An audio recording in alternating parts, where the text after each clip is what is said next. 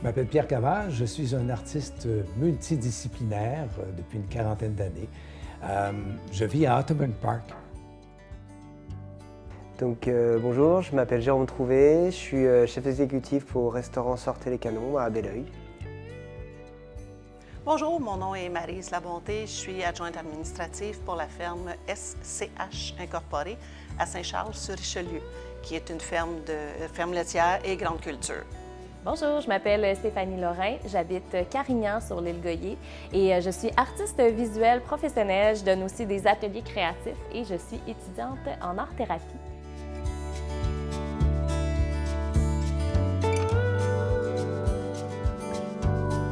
Alors, si on plongeait?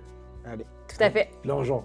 Maryse, est-ce qu'il y a un premier mot qui te vient à l'esprit comme ça quand on pense à la couleur jaune?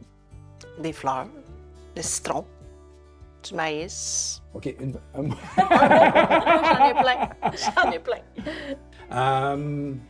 Toi, Stéphanie? Oui, c'est le soleil et l'énergie. Jérôme?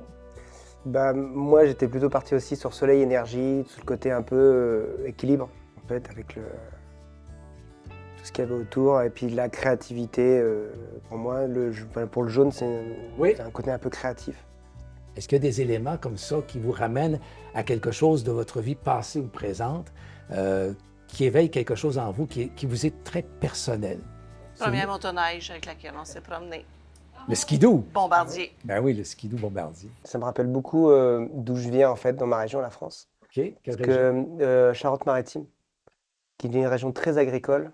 Et autour de moi, j'étais dans un petit village et j'ai énormément de champs de maïs, des champs de blé.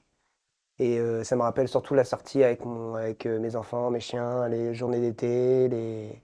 C'est plus un souvenir un peu triste et heureux en même temps. Pour faire du chemin, puis ramener ça au temps présent, je vais te faire rajouter, Stéphanie, Oui. un ou deux mots sur le schéma. Automne et feuilles d'érable. Ben oui, c'était assez exceptionnel cette année, j'ai trouvé, là. Ben peut-être parce que je l'ai plus remarqué, je sais pas, mais... Même ici, moi, je l'ai vécu pour la première fois. Et le matin, pour le coup, sur la montagne, avec le soleil qui se lève, ou même au couchant, là, toutes les nuances de couleurs, c'était... moi, j'étais un peu comme un enfant. On allait souvent à la Golden Hour, quand ça commençait à se coucher, pour vraiment voir le coucher de soleil sur la montagne, voir toutes les nuances et tout.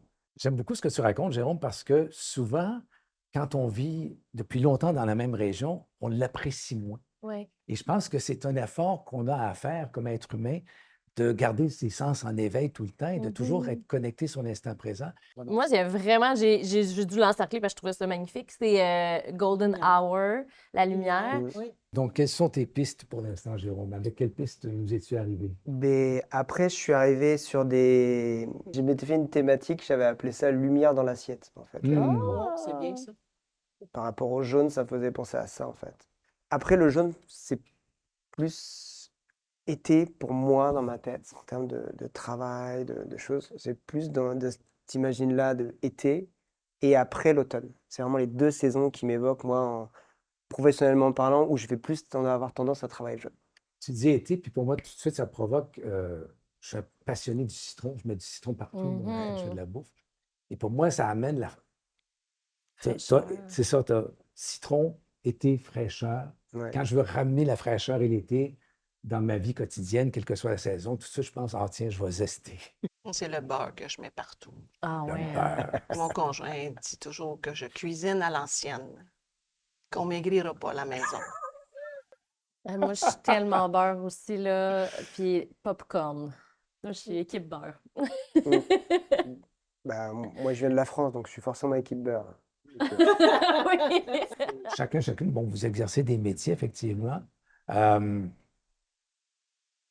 Par rapport à ton métier, Maryse, est-ce qu'il y a des enjeux, toi, qui te préoccupent particulièrement, puis comment les abordes-tu en ce moment? Bien, je disais tantôt, les enjeux des travailleurs étrangers sont importants pour nous, mais aussi l'enjeu de, quand on va à l'épicerie, les produits d'ici sont, fromages d'ici, ouais, sont plus chers que souvent ceux d'ailleurs. Mais les gens, la population, oublient un peu qu'ici, on a des normes élevés à respecter. Puis, on a de l'importation de fromage, tout ça, qui n'ont pas les mêmes normes. Des fois, la norme ici, ils nous exige, on n'a pas le droit de mettre tel produit. Mais ils vont importer un produit qui en contient. Puis les gens vont l'acheter. Au Québec, c'est quoi les enjeux que tu perçois, les points positifs, les points négatifs?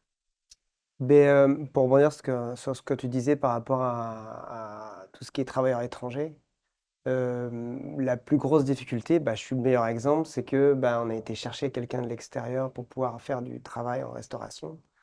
Et je suis honoré, moi, justement, d'avoir été choisi parce qu'on était plusieurs là-dessus et puis de pouvoir travailler ici. Mais on le voit aujourd'hui, nous, on a un deuxième restaurant qui est en projet là-dessus. Et notre plus grosse problématique, c'est le recrutement. À part ce truc de recrutement, on arrive à avoir des beaux produits, on arrive à travailler des choses qui sont intéressantes, on a une clientèle qui est très ouverte, beaucoup plus qu'en France, pour le coup.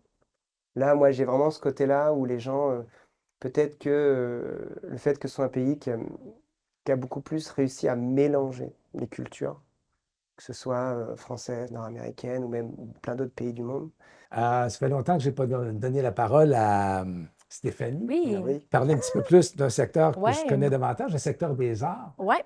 qui est un secteur bien particulier et qui reste, je crois, tellement étranger Mhm. au commun des mortels.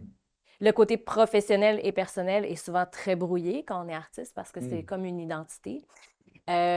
Donc, c'est d'avoir beaucoup de chapeaux en même temps, beaucoup de tentacules un petit peu partout. On fait un peu de à gauche, à droite. Pour tout ça ensemble fait qu'on peut dire « Ah, ben oui, je vis de mon art, mais mon art a beaucoup de fond. » Il prend, là, c'est très multiple, c'est des horaires, des bouts n'importe quand, soir, jour, fin de semaine. Ça n'arrête jamais, en fait. Il n'y a pas de coupure. Il n'y en a pas.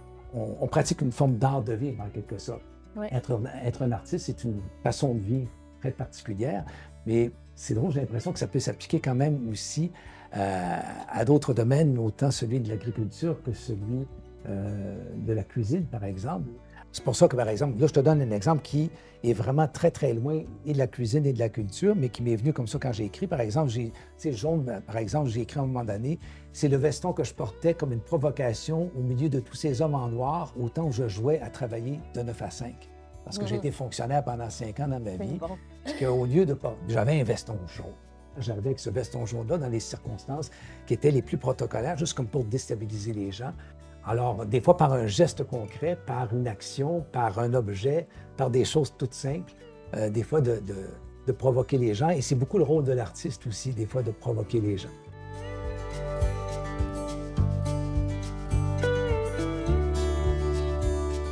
De façon anecdotique, dans la nature, le jaune, c'est pas une couleur primaire, c'est une couleur secondaire. Et pour faire le jaune, ça prend le rouge et le vert, qui sont les deux autres couleurs qui font partie de ce projet-ci. Ça, je trouve ça amusant. Alors, nous, on est la couleur qui est la somme des deux autres couleurs.